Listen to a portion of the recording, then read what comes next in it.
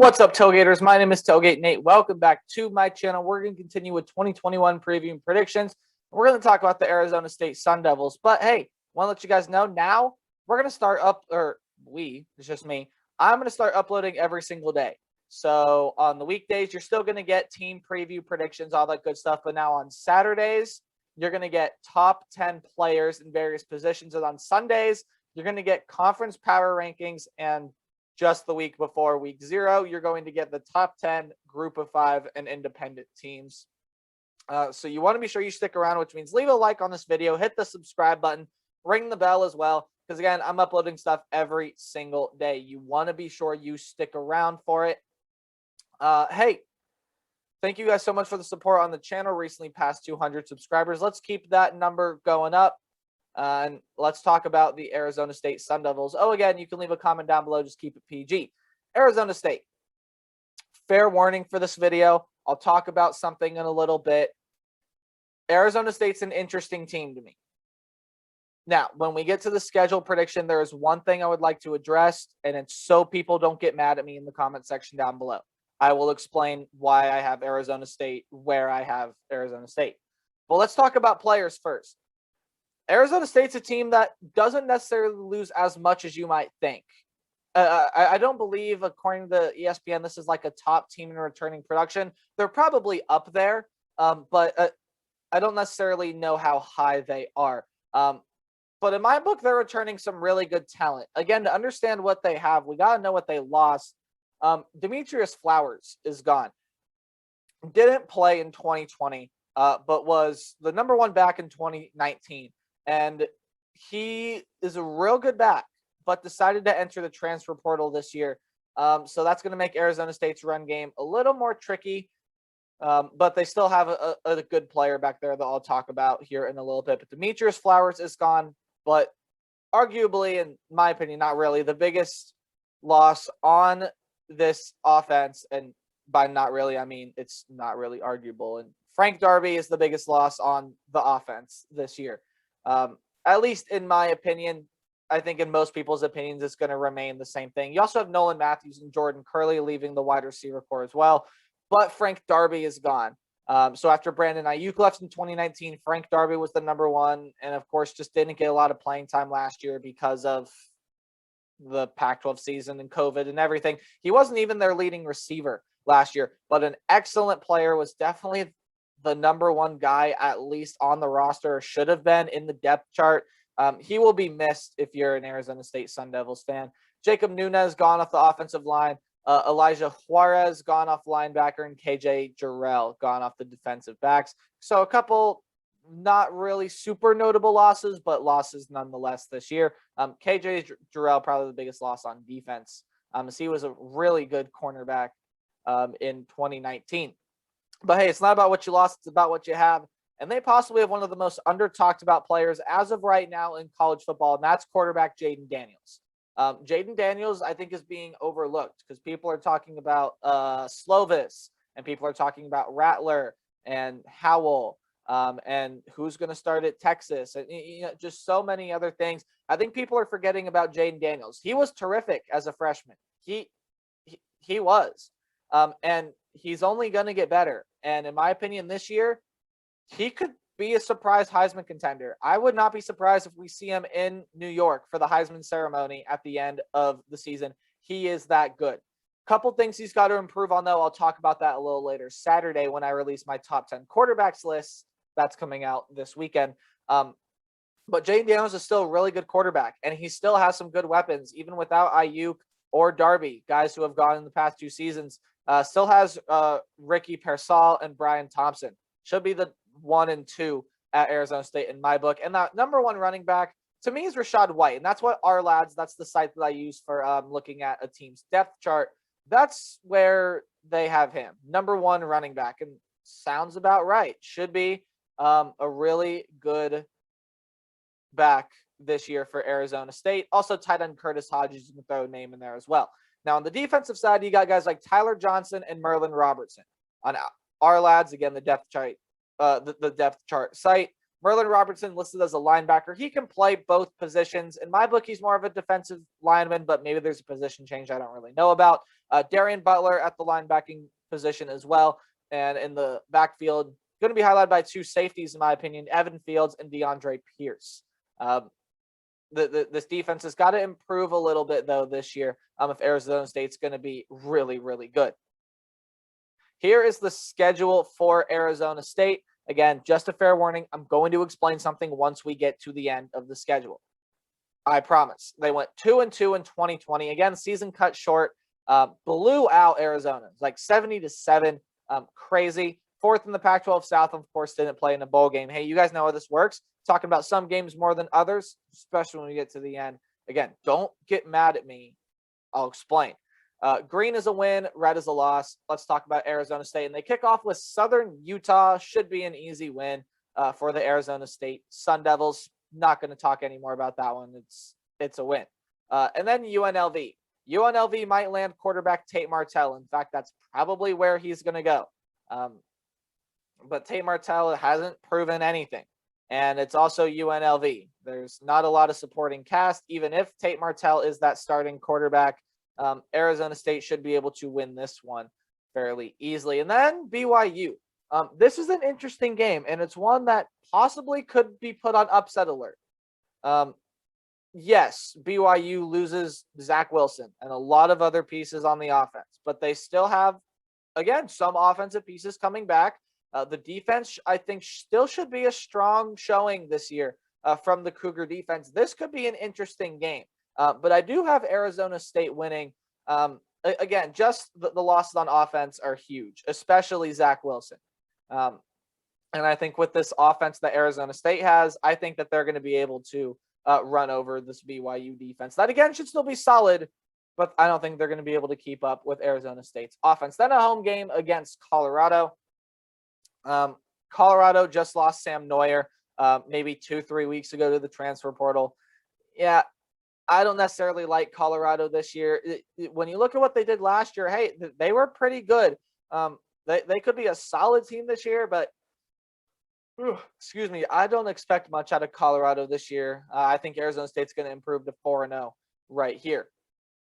All right, road game against UCLA. Talked about UCLA a lot. They're a team that is going to show improvement. And this is going to be an offensive battle. I mean, you can just feel it with Dorian Thompson-Robinson and some of the most underrated running backs in the country. Felton and Zach Charbonnet. Just going to be an unbelievable game to watch on the offensive side. It comes down to whichever defense plays better, in my opinion. And I think especially with UCLA being at home in this game, I think their defense plays just that little bit better, gets that stop in the final minutes in crunch time, and I think UCLA pulls off a win here against Arizona State to move the Sun Devils to 4-1. And then a home game against Stanford. Stanford showed major signs of improvement last year, but I don't know if those are going to be continuing this year. I've talked about Stanford as a team that could surprise a fair amount of people this year. Of course, they lose Davis Mills to the NFL, and that's a big loss for Stanford. But there are still some good pieces there. However, it is a home game for Herm Edwards and the Sun Devils. I do have them winning this game. And then a road game against Utah. This is, again, just one of those games where it's going to be hard to win. And Utah is a much underrated team this year. Again, could be an offensive showdown because now you have Charlie Brewer there at Utah for the quarterback position. And if he can have a season like he did in 2019, man, Utah is going to be a force that you're going to want to watch out for. Now, I'm really high on Arizona State this year. I'm really high. I think the Sun Devils are going to be a fantastic team. I think their defense is one of the most underrated in the nation. But I do have this as an upset loss for Arizona State. I don't think Arizona State's going to get out of Utah unscathed. Utah's just going to play really well this year. And I think especially with Charlie Brewer back, I think he's going to have a lot better of a season than he did last year. Well, he still had a solid season, but was kind of overlooked. I think he's still going to have a solid season. I like Utah to win this game. And then there's the bye week before a game against Washington State. Washington State's still a young team. They got Max Borghi back at running back, but that's really about it, right? Maybe Garantano can do some good things at Washington State. So they'll have an experienced quarterback. They'll have Max Borghi. But I just don't know about this team. I just don't think Washington State's all that great. Could be vying for the worst team in the Pac-12. So I have them winning this game and them being the Arizona State Sun Devils. Okay, we're through the easy part. Now let's get to the hard part. Home game against USC. And this is where the explaining is going to have to come in. Earlier this year, I did my USC preview, and I had Arizona State winning this game. That has not changed, and I'll explain why now, for those of you that did not watch my USC video. USC is going to be a great offensive team. This is going to be a lot like the UCLA game. It's going to be an offensive showdown. But to me, it's whichever defense can play better. Whichever defense plays better is the team that's going to win this game. And to me, I just see Arizona State's defense being that little bit better, especially at home. And we've seen what Arizona State can do at home. Years ago, they beat Michigan State, both on the road and at home. So again, on the road doesn't matter. And Arizona State played USC really tight last year with all the opt-outs and, you know, they're not being at their best. And I know that's an excuse people are going to be like, don't throw that out there. But UC, I mean, that game was a 1-point game last year. It was very close. And especially with them being at home, USC's defense has a lot of things they still got to figure out. Some good players, yes, but some things they have to figure out, absolutely. And now their defense could be up and ready to go by this point in the season. But I did have USC losing to Arizona State, and that has not changed. I'm flashing green up on the screen because it's what I had earlier. And for those of you that skip right to the end of the video and then yell at me in the comment section, I'll ask you, did you watch the whole video? Did you watch me explain it? It's no secret that I'm high on Arizona State. In fact, I said it earlier in this video.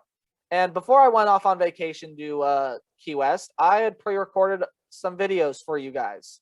I had pre-recorded everything from Texas all the way up to Ole Miss, and Washington was one of those teams. And I got to tell you, I think I gave Arizona State too much credit, and Washington not enough. And I had forgot to mention Dylan Morris in that video as well. Dylan Morris probably should be the starting quarterback for Washington this year. Now, the green is on the screen because that's what I had earlier. However, I am leaning more towards the Washington Huskies right now. So green is on the screen, but I would not be surprised if Washington ended up winning this game, because a lot of you people are going to say in the comment section, well, you have them winning their two toughest games of the season, which arguably are USC and Washington in back-to-back. I think I give Arizona State just a little too much credit and Washington not enough. But regardless of all that, just wanted to say that Washington can win this game. I'm going to keep it green for right now because it's still a winnable game for Arizona State, and they absolutely could win this game. And it's honestly going to come down to if Arizona State's defense can play really, really well, because Washington's still going to have a solid offense, but they also have an incredible defense. So if Arizona State's offense can play like everyone think they can this year, and then if their defense can step up and make some plays, they're going to win this game. Albeit, I'm leaning towards the Washington Huskies right now. I've changed my mind since recording that first video, but I'm keeping it green for past reasons. Now, let's continue with the rest of the schedule, shall we? A road game against Oregon State. This one could be tricky. Oregon State is a team that's on the up and up, and they might, they've been going up the past couple of years. They might flatline this year, which is something that is going to be interesting to watch. Oregon State and Tristan Gebbia, solid team, but could be vying again for last place in the Pac-12 just because of how good the Pac-12 is going to be this year. I have this as a win for the Arizona State Sun Devils. Pretty easy win. Could be competitive for a little bit, but I do have Arizona State winning the game. And then a home game against Arizona. Yeah, 70-7. I see that same score again or something like it. Arizona is one of the worst teams in the Power 5. I like the Arizona State Sun Devils. So with that, you see 2 games highlighted in red.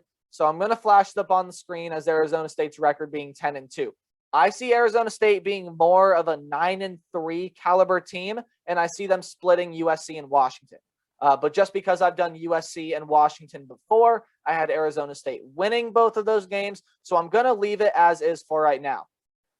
That would also mean that Arizona State becomes second in the Pac-12 South behind USC. USC could very well go undefeated in the Pac-12, but USC's USC. I predicted them at 10-2. That's what I'm predicting Arizona State as well. Now that's what the screen says. Just think in my mind, hey, 9-3, more likely of an outcome, in my opinion, just looking at the schedule and the talent that's on this team.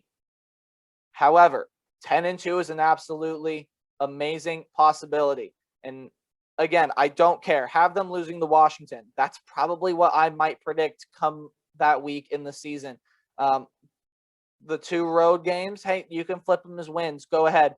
I don't see Arizona State going better than 11-1, and that's just because of the defense. And 6-6, I see is your absolute worst case scenario. The floor for Arizona State probably 7-5, but absolute worst case, I'm going to say 6-6. And that's going to do it for my Arizona State preview and prediction. Again, 10-2, more like a 9-3 team on the verge. But I do have them beating Washington as of right now. Again, I might change my mind. I'm flipping more towards Washington, but I'm going to leave it green just for past reasons. So I hope you guys understand that. Don't attack me in the comment section down below. Hey, leave a like, subscribe, share the video as well. You can leave a comment down below. Tell me how wrong I am. I don't care. Remember to play hard, but tailgate harder. Tomorrow, we're going to talk about the Michigan Wolverines. Can the Wolverines save Jim Harbaugh? They're going to find out tomorrow. Again, play hard, tailgate harder. I'll see all you guys tomorrow. We'll talk about Michigan. Goodbye.